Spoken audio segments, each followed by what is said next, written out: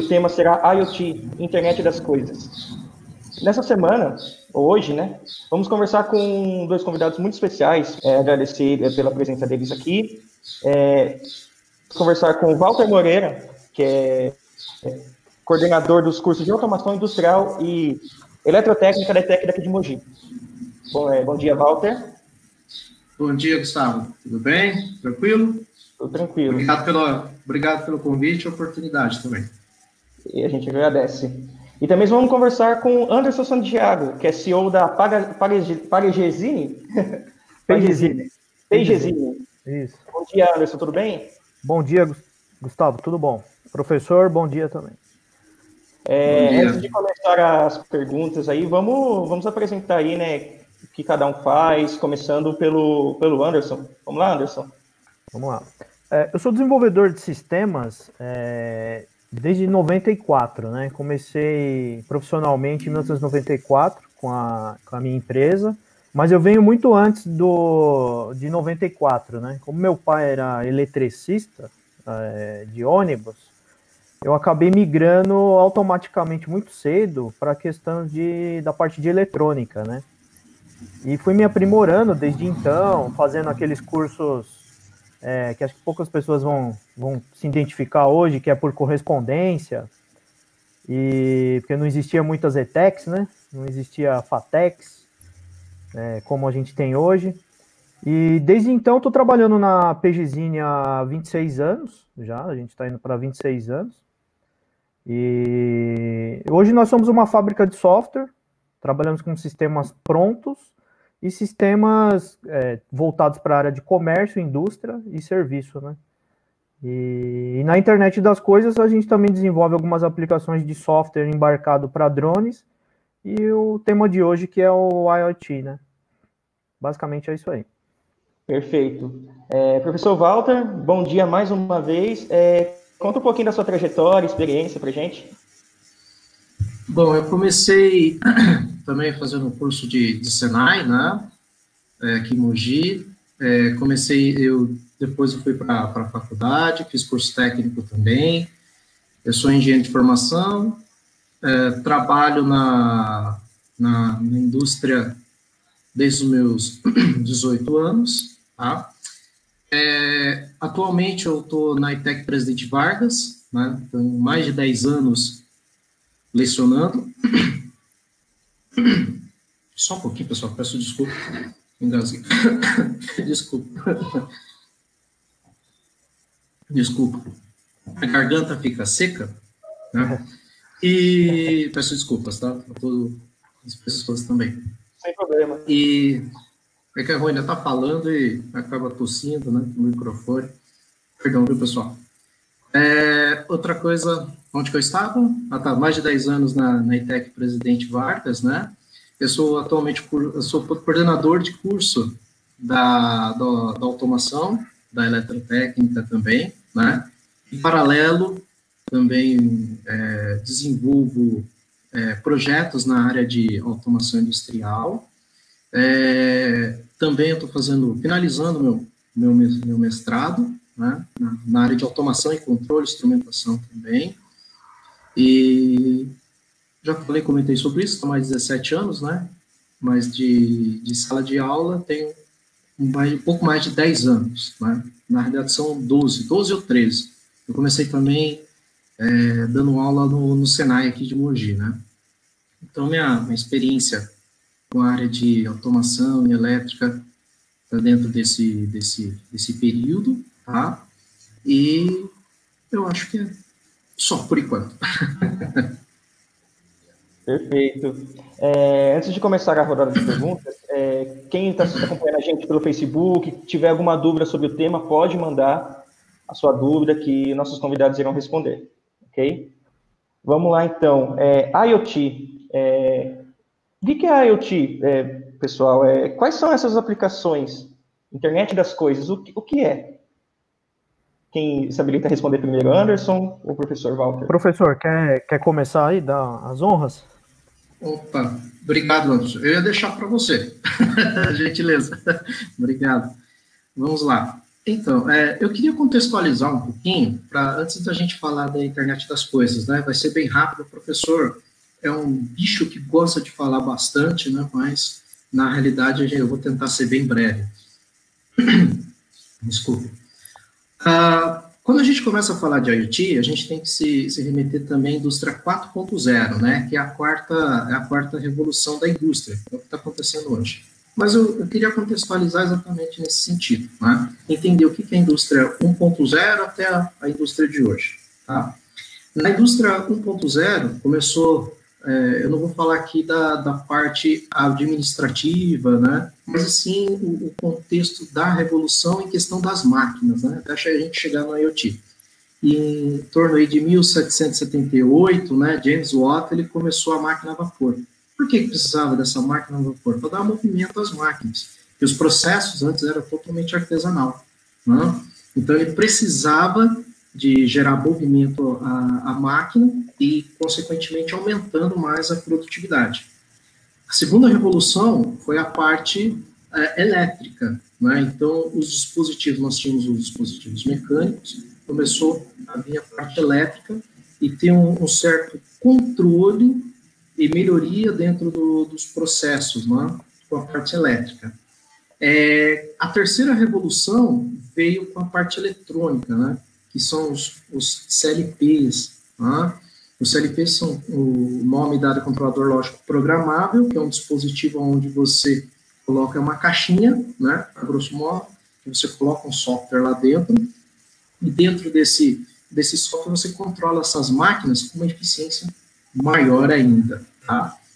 Agora, 4.0, conectividade. Né? Então, eu posso pegar todo esse meu processo e colocar, por exemplo, numa página da internet, esses dados disponíveis para qualquer pessoa no mundo. Então, é aí que veio também o IoT, né? O Internet of Things, né? A internet das coisas. Ou seja, eu tenho dispositivos de objetos que estão ligados à internet. Né? Então, a contextualização que eu fiz é exatamente para a gente entender até onde eu queria chegar também no ponto da internet das coisas, que são dados. Né?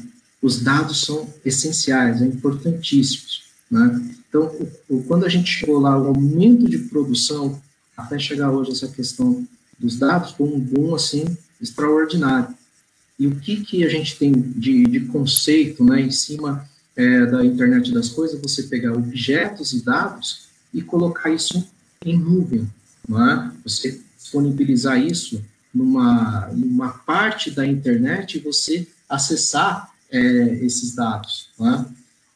E como que eu faço isso? Eu coloco esses dados na internet, não é? Eu coloco através de sensores. Então, eu tenho dispositivos que estão medindo alguma coisa, né, uma variável, verificando uma situação, e você consegue colocar essas informações aí em uma rede. Né? Só um exemplo que até eu estou olhando aqui, separando, né, algumas informações que são importantes. Eu estou tentando usar essa parte de empreendedorismo também, para o pessoal ficar mais antenado, né? Teve uma empresa de energia lá do Ceará, junto com a IBM, eles desenvolveram um sistema, né, baseado em IoT, pegando essas informações com esses sensores e colocando na internet. Né? Esses dados, através desse sensor, né, desses sensores que estão monitorando, com energia eólica. Né? Então, eles tinham uma produção de energia eólica. E o que ele tem de ganho com isso? Né? O que faz realmente o IoT ser vantajoso? Eles conseguem prever, né? Eles conseguem prever quais serão as possíveis manutenções que ele pode fazer nos equipamentos, e reduzindo o custo deles em torno de 25% a 30%. Olha que coisa bacana. Então, se você já tem sensores que você coloca esses dados na nuvem, né, vamos dizer assim, esses dados precisam, claro, ser estudados, né, eles precisam ser direcionados, para o que eu tenho essa quantidade de dados, o que eu vou fazer também, né, isso é importante.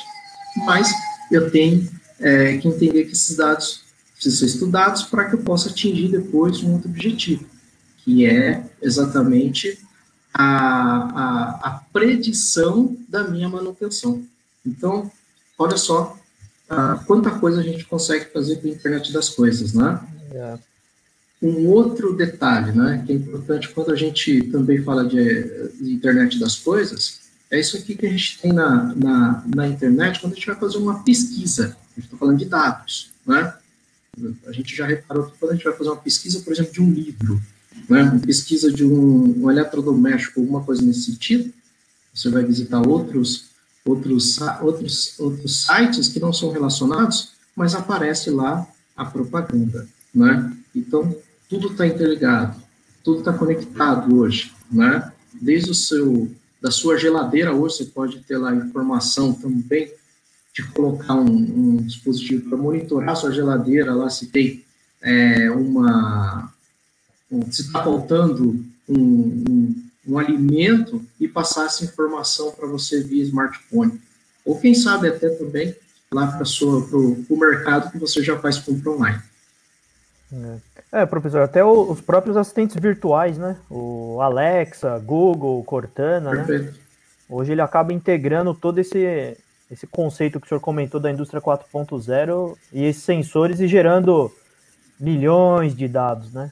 Para a gente ser... e com esses dados a gente utilizar ele, que nem o senhor comentou, sistematizar compras automáticas, né? E toda essa geração aí de informação. Muito bom. Isso é bacana, né? Perfeito, professor. Anderson, desculpa, professor, eu interrompi, quer falar mais alguma coisa?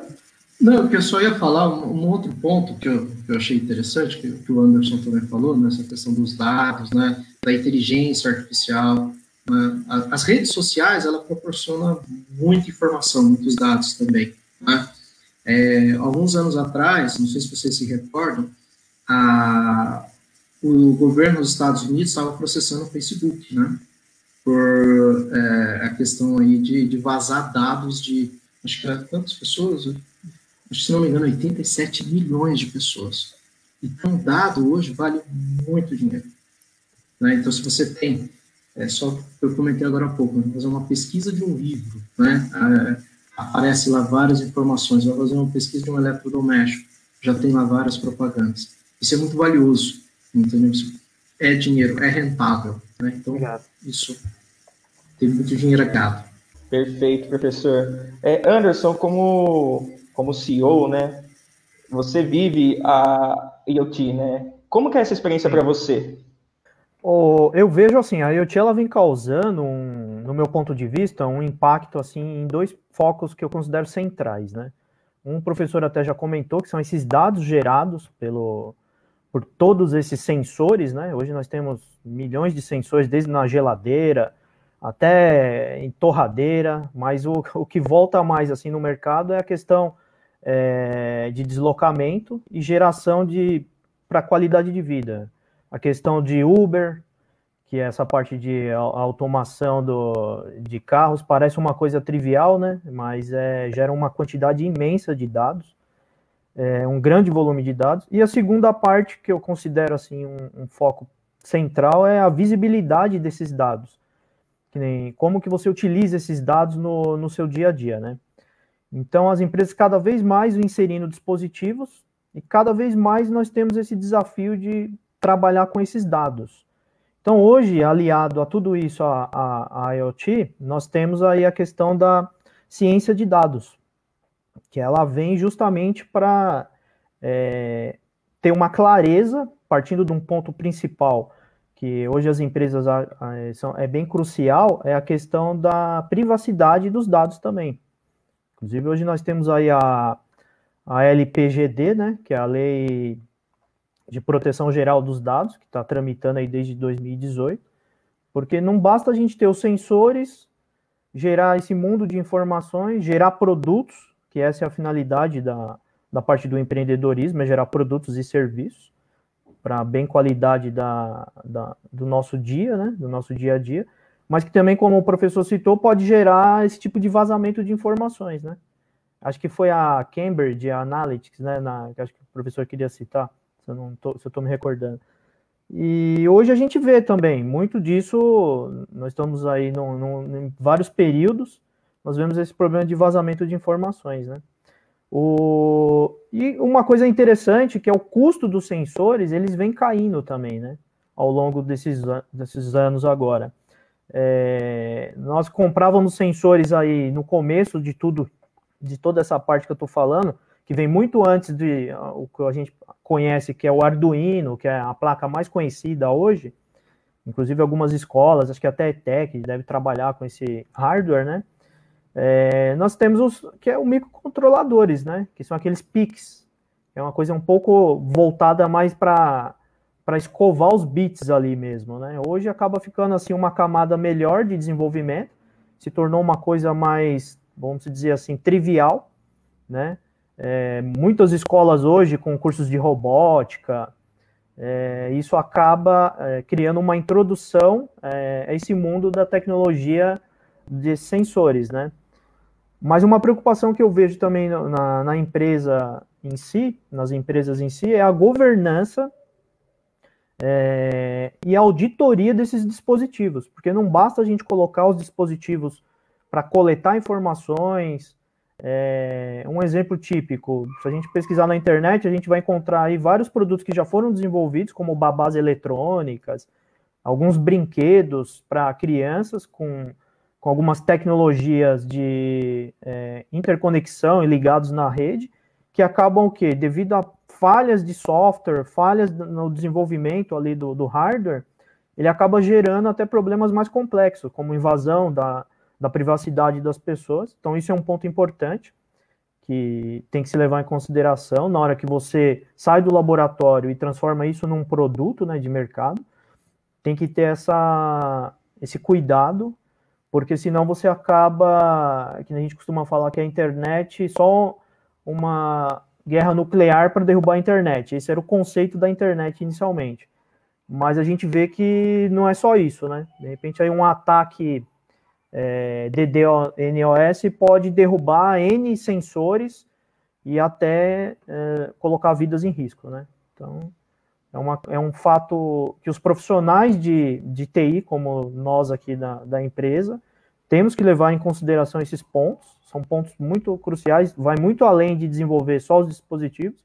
Temos que pensar na segurança das pessoas e na saúde das pessoas, que tem muitos IoTs que são ligados com a questão saúde, né? Hoje a gente tem aí o Neuralink, né, que está sendo criado pelo Elon Musk lá, então tem defensores e tem opositores, né, a esse uso da tecnologia, porque o mundo hoje ele está muito rápido, né? Certo. As evoluções estão muito, muito rápidas. Ok. Antes de passar para a próxima pergunta, você que está acompanhando a gente pelo Facebook, tiver alguma dúvida, deixe seu comentário, ok? Vamos lá. O termo IoT, ele está atrelado também ao termo Smart Cities, né? O que é Smart Cities e como que esses dois termos se entrelaçam? Quem pode responder essa primeiro? Anderson ou Walter? Eu vou pegar esse gancho aí. Aí o professor já faz um complemento. Bem, a Smart Cities nada mais que são as cidades inteligentes, né, Gustavo? São tipos diferentes de sensores, que a gente já vinha comentando, que é para coletar essas informações e gerenciar recursos, né? Um exemplo que a gente pode citar nas cidades inteligentes na questão de trânsito. Então, no trânsito a gente tem lá semáforos, nós temos faixas inteligentes para questão de pedestres. Só que não basta a gente colocar os sensores nas vias, né? Nós temos que pensar também na questão da sinalização nas vias secundárias, na infraestrutura e os impactos que isso vai causar, tanto positivos quanto negativos, na utilização do dia a dia, né? Então é preciso pensar também no fator humano, os hábitos dos motoristas, cultura local das cidades, tá? Então, o IoT, ao invés da gente definir como sendo consideradas cidades inteligentes, o termo é uma novidade ainda, ele está surgindo, os governantes ainda estão aprendendo como lidar com tudo isso, é preciso pensar nas atividades como os fatores que podem tornar as cidades mais inteligentes. Porque não basta você colocar sensores, que nem eu falei. Você tem que tratar esses dados para que a cidade se torne inteligente, né? Então, esse é o que eu vejo. Professor, pode... Pronto, estava no mute. Então, excelente, né? Que o Anderson estava comentando, né? Está tudo integrado mesmo, né? As smart cities, né? São as cidades inteligentes, né? E a gente precisa desse sensoriamento também inteligente, né? Então, a gente pode pegar N casos, N situações também que a gente pode agregar no nosso dia a dia e melhorar nosso dia a dia, né? Um exemplo, né, que foi feito, além como coordenador, como sou professor, né, no INTEC, nós temos ali os trabalhos de conclusão de curso, né, que orientam os alunos lá da automação, tá? Então, entra até uma questão também filosófica lá da coisa que a gente veio conversando um pouco, né? O que eu posso fazer para melhorar, né? Então, não é só simplesmente eu ter a deixar uma cidade inteligente, um sistema inteligente, mas o que eu posso fazer para melhorar, deixar isso mais confortável, ou melhorar a vida das pessoas, pensar no fator humano, exatamente o que o Anderson comentou, né? Nesse TCC, né, teve alguns alunos que desenvolveram uma casa comandada por voz e também pelo smartphone, né? Até o semestre passado, eles entregaram com muito bom trabalho deles, né? Então, pensando exatamente o quê? Nessa situação de conforto, bem-estar das pessoas, né?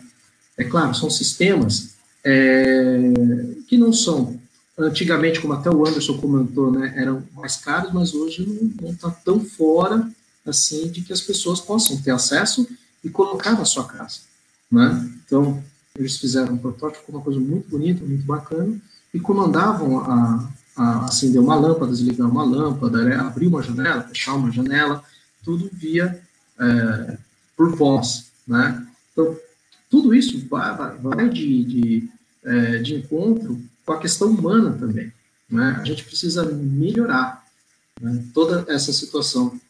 Uma outra coisa que eu também achei importante, que o Anderson comentou da questão de sinalização, né, de semáforos, são os carros autônomos, né? E tem até uma previsão de, até 2033, a venda de 11 milhões de veículos, né, já autônomos, né? Ou seja, você liga, ele vai aonde tem que ir.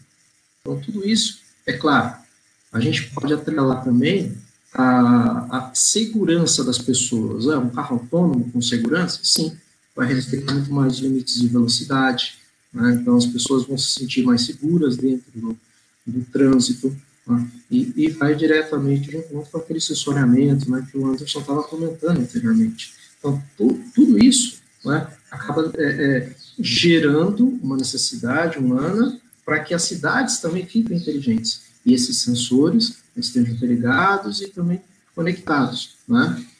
Um outro ponto também que eu achei que é bem interessante, né? Teve uma pesquisa, né, que eu tive que fazer no meu mestrado em relação ao SAMU. De novo, né, questão pessoas, né, o atendimento do SAMU. Alguns SAMUs, eles têm um padrão aí de atendimento. Então, quando tem uma pessoa que sofreu um acidente, né, uma outra pessoa ao lado, né, que se comunica com o SAMU, tem todo um procedimento para que eles possam determinar qual é o hospital mais próximo, quais são até os médicos próximos para que essa pessoa possa ser atendida da melhor maneira possível e mais rápido possível, né? Isso é feito hoje de uma maneira totalmente pessoal. Então, tem uma pessoa que ela atende e depois é passada por um médico, e esse médico ele vai verificar qual é a situação dessa pessoa para que possa ir para um hospital mais próximo com uma determinada especialidade, porque dependendo do acidente tem uma especialidade médica, né? Então, tudo isso é feito de uma maneira manual. Olha só que coisa, né? Então, qual que era a ideia, né, desse projeto que a gente estava desenvolvendo lá, né? de deixar um sistema com inteligência artificial, né? E essa inteligência artificial, ela sabe, por exemplo, sensoriamento, vamos lá de novo, a questão do sensoriamento no hospital, quando esse médico, com uma determinada especialidade, ele já está presente lá através da presença dele, né, marcado com uma impressão digital. Né? Então, já tem um banco de dados que pode conversar lá com uma central ali do SAMU, e ele sabe que aquele médico, com aquela especialidade, e também naquele hospital, ele está lá. E aí um sistema baseado com essa inteligência artificial, ele pode já direcionar para esse médico que está ali tentando fazer o direcionamento para essa pessoa que está sofreu um acidente, para esse hospital. Então, essa inteligência artificial ela já sugere automaticamente o quê? Esse hospital tem esse médico com essa especialidade lá. Olha quanta coisa a gente pode fazer, né? Quanta coisa que a gente pode melhorar, né? Ter uma Smart City realmente integrada com sensores, tudo trocando informações, né? A gente tem muitos benefícios, sim. Né? Então, o termo Smart City e IoT estão diretamente ligados e a tendência é ser muito maior ainda a expansão de toda todo esse sistema, né, todo esse processo. Perfeito. Temos uma pergunta do nosso telespectador aqui, né, que está acompanhando a live, do Everson Ukuhara. Everson, bom dia. Na visão de vocês, isso ainda está muito longe da nossa realidade? Ele cita um exemplo também da Europa, né? Porque depois na Europa isso não é de hoje que vem acontecendo, tendo vários projetos já em andamento. Everson, obrigado pela sua pergunta. Quem poderá responder isso? Anderson, professor Walter? Gustavo, peraí. Refaz aí, porque para mim aqui deu uma travadinha. Eu não... Travou mesmo, Gustavo. Você estava falando, né? Eu vou ler a pergunta agora aqui também, tá? Ok. Ele questiona se na atualidade do nosso país, ou até mesmo na nossa região, existem projetos ou algo em funcionamento atrelado a IoT. Então, na visão de vocês, isso ainda está muito longe de se tornar realidade? Cita exemplos na Europa, né, que isso já não é de hoje, que vem acontecendo, e lá já acontecem vários projetos. Vou responder esse daí. Hoje nós temos diversas aplicações já sendo construídas, né, ao longo disso. A gente tem por questões aí os radares, um exemplo... o radar fotográfico, que ele identifica as placas, não a questão de multas, né, somente, mas ele identifica ali a placa do veículo, quando o veículo passa por determinadas regiões da cidade. Então, ele vê questões de rodízio, vê questões de carros que que foram roubados, né, furtados, e isso ele já aciona os departamentos legais, né, ali de vigilância da polícia. Então, eu acho que uma aplicação hoje muito utilizada seria uma dessa nessa questão da segurança. Mas a gente tem aplicações também voltadas para questões de enchentes, né? Então, as empresas utilizam sensores ao longo dos rios hoje e dos córregos para monitorar essas vazões. Na nossa região mesmo aqui, a gente tem diversos sensores nos rios, né? Ao longo desses rios aí, interligados com o Departamento de Defesa Civil. E eu, particularmente, eu sou radioamador, né, já há um tempo, e a gente tem alguns trabalhos com um sistema de monitoramento nesse âmbito aí, e tem também uma questão voltada também para ligações de satélite. Você acaba tendo comunicações, porque a gente depende da internet para muitas coisas, o IoT é a internet das coisas, mas ele não necessariamente precisa passar pela internet 100%, né? As comunicações entre os sensores podem ser feitas por outras tecnologias, e o mercado ele vem se desenvolvendo, ele vem crescendo, e a gente tem números aí que 2020, 2021 são 25 bilhões de sensores ligados, porque nós também estamos falando de smartphones. Hoje você tem, inclusive, uma polêmica que teve com a pandemia, foi a questão de monitorar onde estava o pessoal que poderia estar infectado, onde teria as aglomerações, né? para tentar inibir as aglomerações e o poder público conseguir tomar alguma decisão na finalidade de preservar as vidas ali, né, de tentar evitar esse tipo de situação. Então, é um mercado bem amplo, mas o que eu vejo, assim, a gente já tem isso no Brasil, mas voltado muito mais para a área de segurança, tem muitos eventos rolando também na questão da saúde, então são pontos fundamentais, né, segurança, transporte e saúde. E professor Walter, queira completar?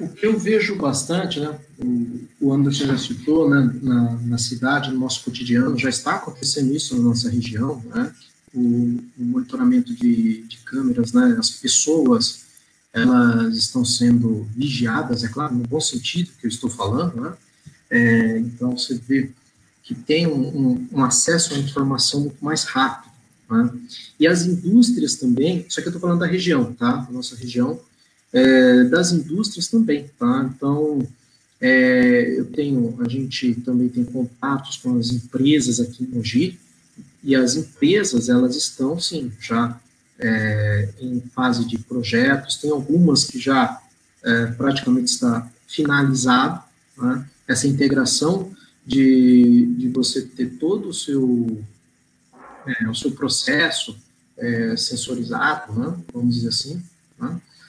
E colocando essas informações em nuvem, tá? Então, sim, está acontecendo, tá? E cada um dentro da indústria com sua particularidade, tá? De enviar esses dados e ter essas informações, tá? A questão da Europa é que isso nasceu lá da indústria 4.0, né, que a gente começou a contextualizar, né, a falar sobre a indústria 4.0, e nasceu... a indústria 4.0 nasceu na Alemanha, em 2008. Então, é por isso que a Europa já está bem à frente da gente, né? Você pode ver que tem cidades totalmente inteligentes na Europa, né? Por quê? É a questão de tempo. Então, a gente não está tão, assim, defasado, não, né? A gente tem um certo avanço, é claro, né? Que isso é um achismo, tá? Não tem como afirmar por dados. É em torno de 2015, 2014 que isso começou a vir para o Brasil. Né? Essa questão da 4.0, começou a se falar da quarta revolução industrial, né? A gente ter mais contato com isso, até porque em 2014, 2015 era muito novo também na Alemanha, né? E aí a Alemanha, né, hoje é o pilar ali da Europa. Também é uma particularidade minha, né? Estou afirmando isso em dados, né? Mas hoje ela é o pilar ali da Europa. Então, por ela ser esse pilar também, né?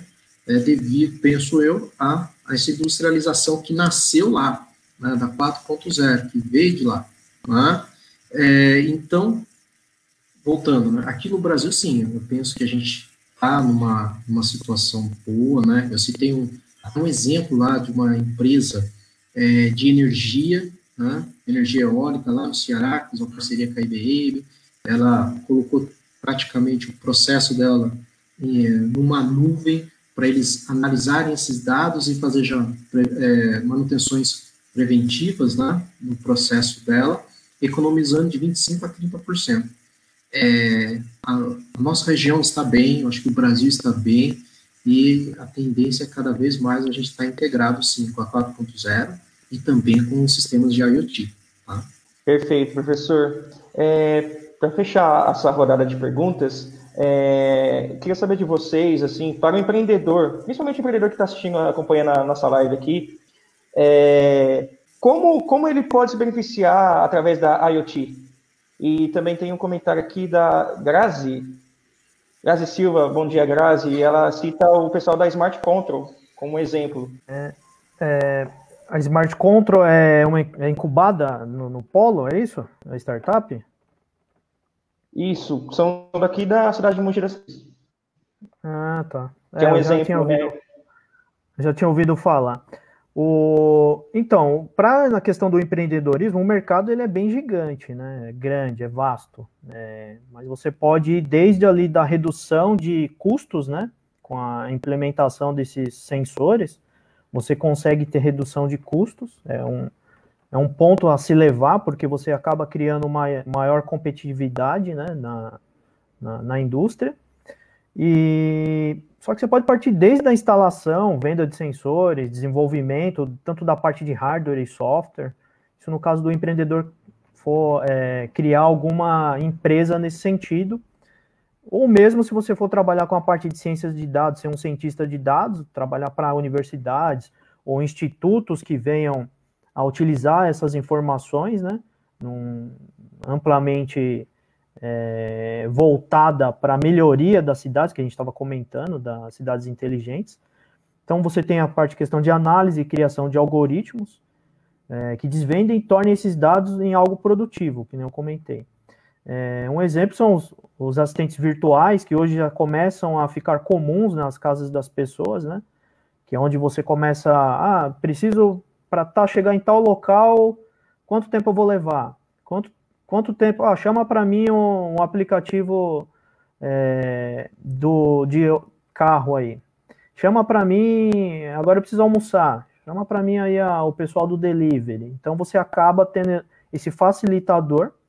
Então, uma área interessante é você trabalhar com essa parte de desenvolvimento também, né? Ela vai para você entregar vários benefícios para a sociedade. E o que eu acho interessante para o empreendedor, no caso, inclusive, se você está a fim de montar uma startup, iniciar uma startup, é você não se prender somente, mas que solução que eu tenho que dar para o mundo, que solução que eu tenho que dar, o que é da moda, o que está dando dinheiro. Não é só isso. Você tem que trilhar em um caminho, inclusive participar de hackathons, de maratonas, de desafios. Muitas empresas criam esses desafios, essas maratonas, onde você acaba resolvendo problemas, né? Criando soluções para diversas áreas do nosso dia a dia, do nosso cotidiano. Então, eu vejo por esse lado. Para empreender, você pode partir por uma dessas questões aí. Hardware e software, desenvolvimento, seria basicamente isso aí. Perfeito, Anderson. Professor, quer acrescentar alguma coisa sobre empreendedorismo no IoT? Ou IoT no empreendedorismo? É interessante. As ordens dos fatores não alteram o produto, né? Sim, eu acho que assim, a fala do Anderson foi muito importante, né? Exatamente a questão ali de problemas. Não é eu pegar o que está na moda, né? Eu quero resolver o que está na moda, né? E sim, você encontrar esse problema e solucionar esse problema, né? Você tem lá a problemática, né? Tudo parte de um questionamento. É por isso que precisa de projetos, né? Você parte de um questionamento a partir de uma problemática. Você tem uma problemática, você começa a questionar. Né? Será que eu posso resolver isso? Né? Será que eu consigo aplicar a IoT nesse sistema? Então, aí precisa do quê? Dessa pesquisa, né? Não só a questão da aplicação e também da rentabilidade. Porque você, ao invés de você estar criando uma solução, você pode estar criando um monstro. Né? E você pode se afogar junto aí com esse monstro. Né? Isso é importante. O que é? É o excesso de customização. Né? Então, às vezes a gente quer fazer também um determinado projeto, né, e quer sensoriar tudo, e não é bem assim, né? A gente acaba se perdendo. Então, é importante que a gente tenha essa visão de mercado, que a gente tenha uma boa pesquisa, né, uma boa fundamentação. Customizar é importante? Sim. Né, você pode fazer um produto dedicado, né? Soluções aí que o mercado... que às vezes a gente não encontrou um nicho de mercado e pode ter, né? Hoje nós temos também, vou dar um exemplo, né? Olha só como é que a gente pode achar soluções para possíveis problemas que a gente nunca pensou, sem criar esse monstro que eu estava falando, né? O excesso de customização. Nós temos as vacas conectadas, né? Não sei se vocês já ouviram falar, né? O Anderson, com certeza, já está integrado aí. Você coloca a sua vaquinha lá no campus, dentro de uma coleira, ela está conectada na internet. Então, você sabe a localização dela, a temperatura dela, quanto que ela percorreu ali no pasto. Então, você tem todas essas informações que são importantes para o produtor. Então, com esses dados e com essas informações, ele consegue aumentar a produtividade dele, deixar o sistema dele mais rentável. Então, olha só, foi uma empresa, eu peço até, desculpa que eu não lembro o nome da empresa que desenvolveu essa solução, né? Deixa eu ver se tem aqui, eu não vou lembrar, peço até desculpa se amanhã ou depois, possivelmente, essa empresa possa ouvir o que eu estou dizendo, né? Mas eu vi isso aí numa revista, né? Acho que era da Safra, alguma coisa assim. E tinha essa solução, ou seja, para o produtor, né, produtor rural, né, é muito importante ter essas informações. Ele consegue aumentar a rentabilidade dele, né, a eficiência do processo dele, que no caso lá é a criação de gado, e ter um retorno financeiro também maior.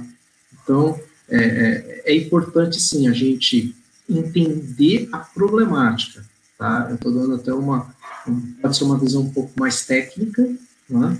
Mas eu penso que ela é importante. Dependendo do que você for fazer, você tem esse excesso de customização e aí pode, sim, acarretar outros problemas. Em vez de você estar criando soluções, você está criando monstros e sem solução você não vai atingir esse objetivo, que é exatamente ali o problema, né? Você realizar um projeto para resolver um problema. Perfeito, professor. A gente está finalizando aqui o nosso encontro, a nossa live.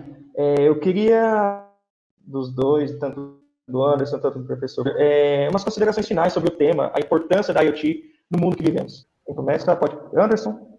Vou começar, então. Bem, a IoT continuará a oferecer novas oportunidades de inovação, né, nos negócios virtuais durante essas próximas décadas aí.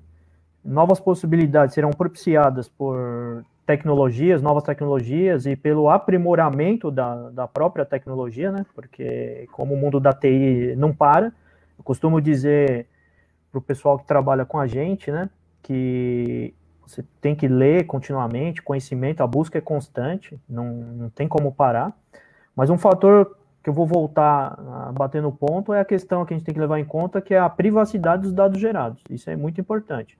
Não adianta você criar sensores e sem pensar no que isso pode causar ali no impacto da nossa sociedade, né? Então, tem que ter regulação, tem que ter o marco civil da internet, é importante. Eu cheguei a acompanhar a criação do marco ali através de workshops, desde bem do início, né? E agora o fator é a IoT social, legal, a ética. Isso vem amadurecendo, né, e amplamente tem que tomar uma gama de questões legais, isso vai crescer e o mercado vai se autorregulando também, isso vai abrir, assim, uma tendência algorítmica, que a gente costuma dizer, com a privacidade e a conformidade das leis. Basicamente era isso aí. Professor? Eu acho que o Anderson falou tudo, né? A questão, levantou um ponto importante, que é a privacidade dos dados, né? Isso é importante, a gente tem que ter essa visão, né? Porque nós estamos todos conectados, que a gente precisa expor também, né? Até a nossa vida pessoal, né? Expor também as empresas, né? Elas exporem dados que são cruciais ali para o seu processo, né? Então, eu acho que a tendência do mercado, como ele falou, é se autorregular e também proteger. Isso precisa ser protegido com certeza, né?